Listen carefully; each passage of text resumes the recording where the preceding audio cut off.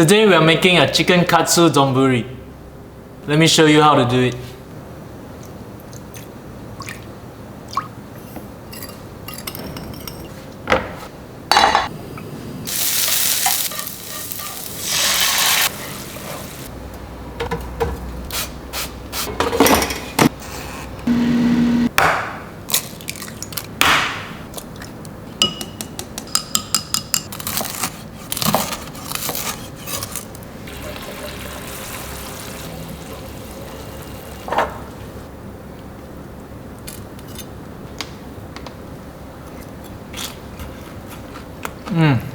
Look at that.